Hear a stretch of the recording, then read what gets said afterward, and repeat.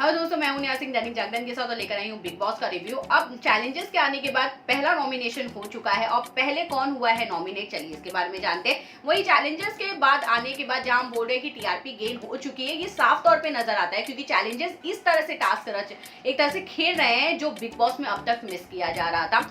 उसी के साथ अर्शी और विकास गुप्ता की जो दुश्मनी है वो साफ तौर पे अब खुल के नजर आने वाली है और इसी के बीच में अब बिग बॉस भी कूद पड़े हैं। आखिरकार में सारी क्या चीजें हैं, चलिए इसके बारे में बात करते हैं। सबसे पहले आपको बता दूं कि विकास गुप्ता और अर्शी की जो दुश्मनी है ये हम सब बहुत पहले से जानते हैं, 3 साल से जो साफ तौर पे मीडिया में भी नजर आ रहा था। बिल्कुल वो दुश्मनी, बिल्कुल वो एक दूसरे से जो नाराजगी है वो बिग बॉस हाउस में भी नजर आ रही है। अर्शी हर वक्त पोक करते हुए विकास को नजर आती है, विकास अपने आप को प्रोटेक्ट करते हुए नजर आते हैं, पर दोनों का ये जो नोकझोंक है वो इतना ज्यादा बढ़ जाता है कि खुद बिग बॉस इन दोनों के बीच में आके एक बात कहते हैं कि अगर दोनों एक दूसरे से फिजिकली अगर आप अनकंफर्टेबल फील कर रहे हो तो आपको एक दूसरे को परेशान नहीं करना पड़ेगा। तो क्योंकि आपने दूरियां मेंटेन कीजिए, आप बातों से बात कीजिए, पर जिस तरह से आप एक दूसरे को धक्का मारे, जिस तरह से आप फिजिकली इन्वॉल्व हो रहे हैं वो बहुत ज्यादा गलत है।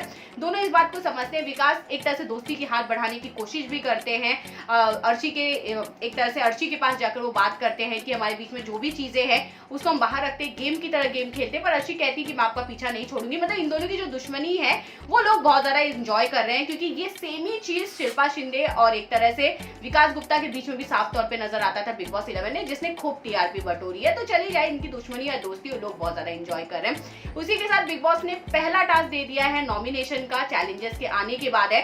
अब मैं आपको बता देती हूँ कि टीम किस तरह डिवाइड हुई है। 2 टीम होंगी, दोनों को विंडो शॉपिंग करते हुए अपने आप को एक तरह से सबसे बेस्ट विंडो का स्टैचू बन के खड़ा होना है और दोनों टीम को ही मौका मिलेगा एक दूसरे का डिस्प्ले खराब करने का। कांच का डिस्प्ले होगा जिसके संचालक ऑलरेडी मन्नू पंजाबी है। और टीम अगर मैं अर्शी की बात करूं, टीम विकास की थी। अर्शी की टीम में तीनों लड़के हैं, एजाज खान, राहुल और अभिनव है। और वहीं मैं अगर विकास गुप्ता की बात करूं तो कैश उनकी टीम में है, रुबीना है और जैस्मीन है।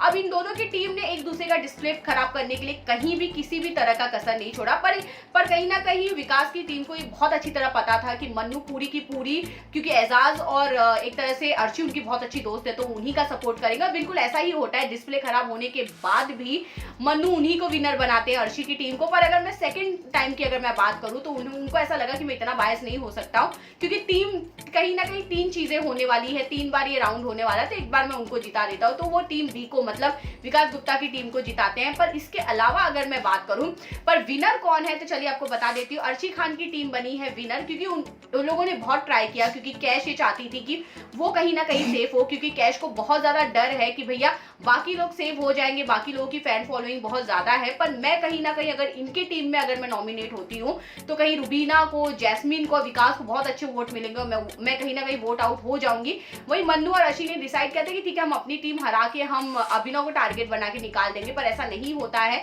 मन्नू गेम पलट देते हैं और वो अर्शी की टीम को ही जिताते हैं।